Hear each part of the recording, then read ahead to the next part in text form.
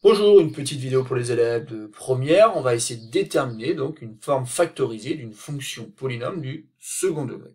Donc l'énoncé est très court, il suffit tout simplement donc de déterminer la fonction polynôme que l'on va noter P du second degré telle que P de 1 est égal à 0, P de 2 est égal à 0 et P de 0 est égal à 1. Donc je vous laisse chercher un petit peu et appuyer sur pause afin de répondre à ce petit exercice. Et simplement après, vous aurez accès donc à la correction de cet exercice dans la suite de cette vidéo.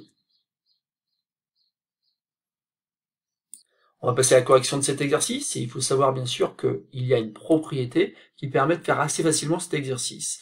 Donc si en fait on a une fonction f qui s'écrit f de x est égal à x au carré plus bx plus c avec a différent de 0, qui est donc une fonction polynôme du second degré, si on sait que f admet donc les réels x1 et x2 comme racines, alors f se factorise par f de x est égal à a, facteur de x moins x1, facteur de x moins x2. Et justement, dans cet exercice, on nous donne en fait deux racines de p de x. En effet, ici, on sait que p de 1 égale 0 et p de 2 égale 0. Ça veut dire tout simplement que les nombres 1 et 2 sont des racines de p de x. Et c'est donc là qu'on peut utiliser donc la propriété. On peut donc écrire que pour tout x réel, donc p de x est égal donc à a, facteur de x moins la première racine, qui se trouve être égal à 1, facteur de x moins la deuxième racine, qui se trouve être égal à 2. Donc il ne nous reste plus qu'à déterminer finalement le nombre a, et pour cela, donc on va utiliser le fait que dans l'énoncé, on nous dit que l'image du nombre 0 n'est rien d'autre que le nombre 1. Mais dire que p de 0 est égal à 1, ça revient à dire tout simplement que a, facteur de 0 moins 1, facteur de 0 moins 2 est égal à 1. Donc finalement, l'air de rien, on a une équation, on a connu petit a qu'il nous suffit de résoudre, et on aura alors du coup l'expression de p de x, une expression ici factorisée.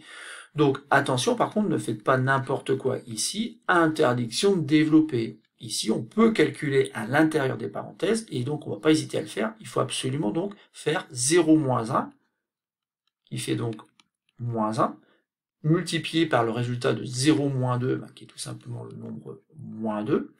Et donc ici, tout ça, a multiplié par moins 1 multiplié par moins 2 doit être égal à 1. Donc ensuite, donc moins 1 multiplié par moins 2, ça donne 2. Donc ici, ça va donner 2a. 2a est égal à 1. Et donc maintenant, si on divise par 2 des deux côtés, a est égal donc à 1 demi, c'est gagné. On a une expression de p de x. Et cette expression, c'est 1 demi, multiplié donc par x moins 1, multiplié par x moins 2.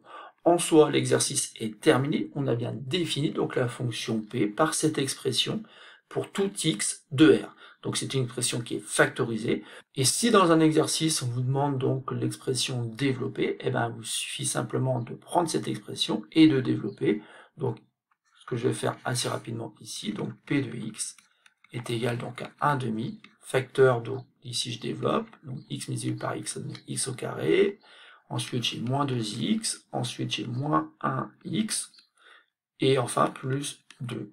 Donc vous voyez bien qu'en fait on va obtenir assez facilement donc l'expression développée. Il suffit maintenant donc de tout multiplier par 1 demi, donc j'ai 1 demi de x au carré, moins 3 demi de x, et enfin plus 1, bah oui, parce qu'en fait 1 demi multiplié par 2, ça fait bien 1. Donc j'obtiens ici donc une expression développée de p de x. Et donc c'est terminé pour la correction de ce petit exercice, rien de très compliqué ici, il suffit simplement d'avoir en tête ici que p de x se factorise sous cette forme-là, donc a facteur de x moins x1 dans le cas général, facteur de x moins x2